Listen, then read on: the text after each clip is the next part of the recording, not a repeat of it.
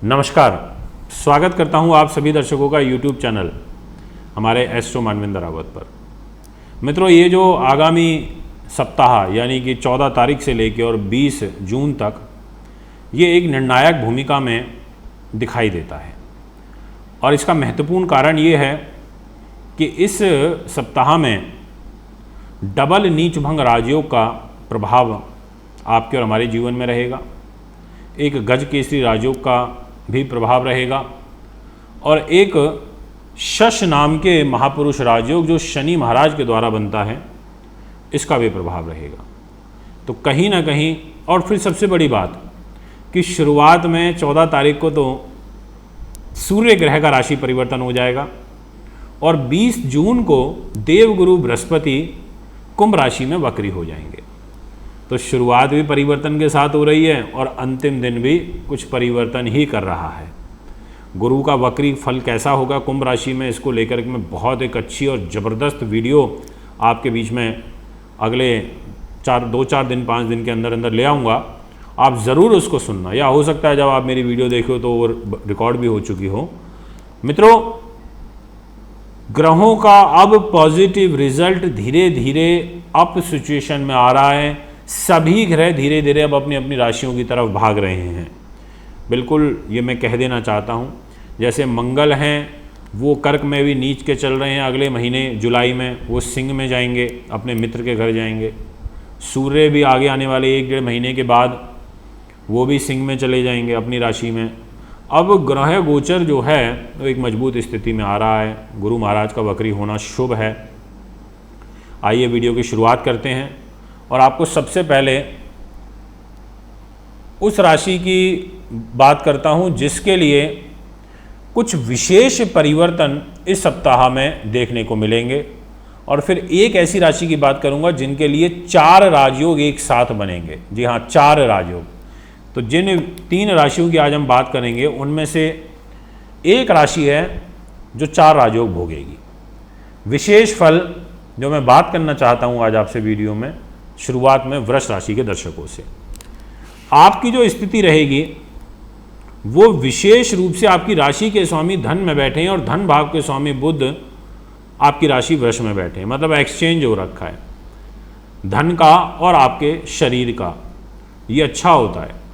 तो आपको इस पूरे सप्ताह में पैसा मिलेगा, इसमें किसी प्रकार का कोई दो मत नहीं है। ये बात आप बिल्कुल अपने मन मस्तिष्क में बैठा लीजिए।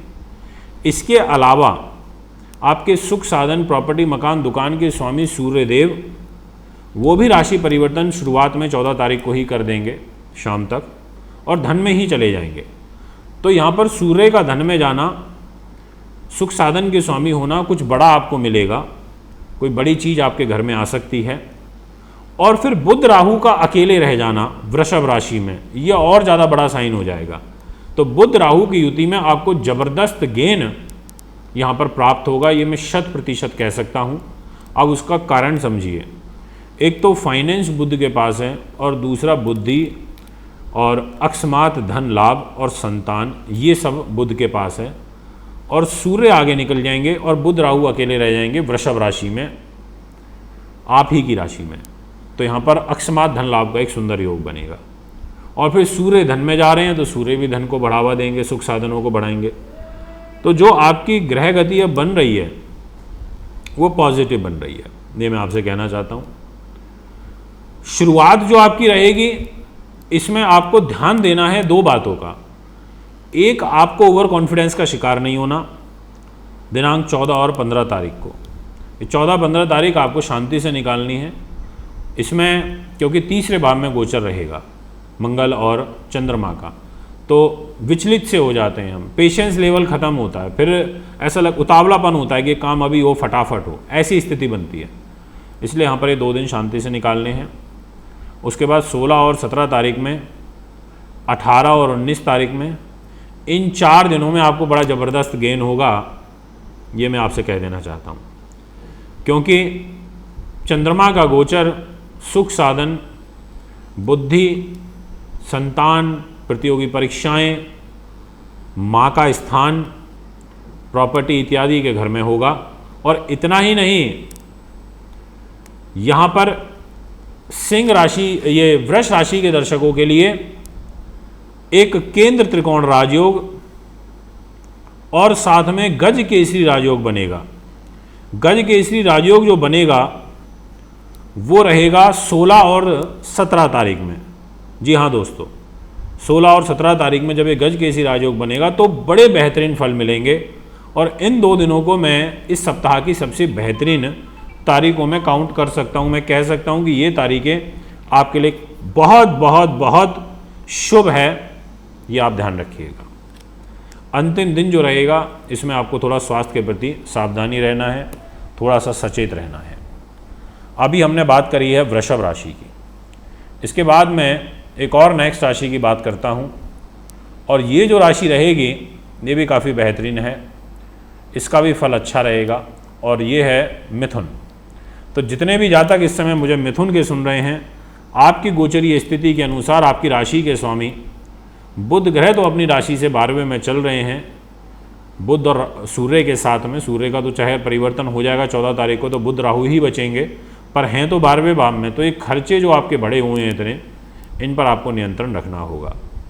इसके अलावा शुरुआत में आपको धन वृद्धि का एक योग बन रहा है दिनांक 14 और 15 तारीख में, क्योंकि मंगल का और चंद्रमा की युति, स्वयं राशि के चंद्रमा नीच के मंगल के साथ में जब रहेंगे परिवार के स्थान में, तो परिवार से भी सहयोग मिलेगा, और इसके अलावा आर्थिक रूप से भी कुछ स्थिति मजबूत होगी, ऐसा एक साइन यहाँ पर दिखाई दे रहा है मित्रों।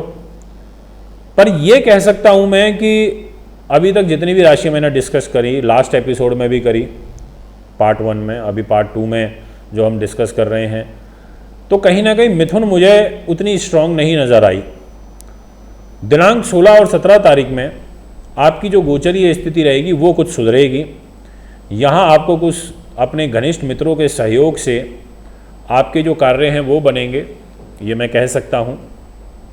और विशेष रूप से 18, 19 और 20 तारीख, ये जो 3 दिन हैं आपके लिए काफ़ी बेहतरीन दिखाई देते हैं। इन 3 दिनों में आपकी कार्य की सिद्धि का बहुत प्रबल योग बन रहा है। इसलिए ये कहा जा सकता है कि यदि आप कुछ भी विशेष करना चाह रहे हैं, कुछ प्लान कर रहे हैं, कर सकते हैं, कोई दिक्कत नहीं है। बट ये जो आखिरी के 3 दिन मैंने बताए हैं इसमें, और भाग्य की जिम्मेदारी यहाँ पर देवगुरु बृहस्पति संभाल करके रखेंगे, और ये संभाल करके पूरा 23 तारीख तक रखेंगे। और इसमें ये अकेले नहीं रहेंगे, इनको शुक्र ग्रह भी सपोर्ट करेगा। इसलिए अहित कुछ नहीं है। अब उसका भी रीज़न समझा देता हूँ कि गुरु का और शुक्र का एक नव पंचम राजयोग बना हुआ है, तो इस राजयोग की बदौलत आपके जो काम है वो बनते रहेंगे मित्रों। अब मैंने जैसा आपको बोला था कि मैं एक राशि जिस पर 4 राजयोग का फल मिलेगा, जिसको 4, जी हाँ, वो है मकर। जितने भी जातक मकर के सुन रहे हैं, आपके लिए शश नाम का महापुरुष राजयोग, शुरुआत आपकी पहले 2 दिन की डबल नीचभंग राजयोग से होगी, और इसके अलावा आपको गज केसरी राजयोग का भी फल मिलेगा, पर विशेष रूप से 3 राजयोग का फल मिलेगा। तो आइए सबसे पहले चर्चा करते हैं शुरुआती 2 दिन की, जो बेहतरीन दिखाई दे रहे हैं। पारिवारिक कलह दूर होगी, कोई आपकी निजी जीवन में भी समस्या चल रही है, वैवाहिक जीवन में, तो वो दूर होगी, उसको लेकर के अच्छा है। आपके व्यक्तित्व और मान सम्मान के लिए भी ये समय अच्छा है। इतना ही नहीं, आपके धन भाव के घर में देवगुरु बृहस्पति बैठे हैं, और दिनांक 14 तारीख को दोपहर बाद सूर्य का राशि परिवर्तन हो जाएगा, और वो वृष राशि को छोड़ के मिथुन में प्रवेश करेंगे रोग स्थान में। तो स्वास्थ्य के प्रति सावधानी बरतनी होगी। पेट से संबंधित विकार, आँखों से, हार्ट, हड्डियों से रिलेटेड रोग आपको इस सप्ताह में महसूस हो सकते हैं। परंतु अच्छी बात यह है कि जब सूर्य तो आगे बढ़ जाएंगे, बुध राहु अकेले रह जाएंगे पंचम भाव में, तो यहाँ आपको कोई अकस्मात धन लाभ, शेयर, जुआ, सट्टा, लॉटरी या ऐसे काम जिनमें अकस्मात पैसा आता है, ऐसी स्थिति बनेगी। ट्रेडिंग के काम हो गए, अपना वायदा बाजार का काम हो गया, ऐसे सब चीज़ों से लाभ मिलेगा। आपकी वाणी, आपके व्यक्तित्व से आपको लाभ मिलेगा।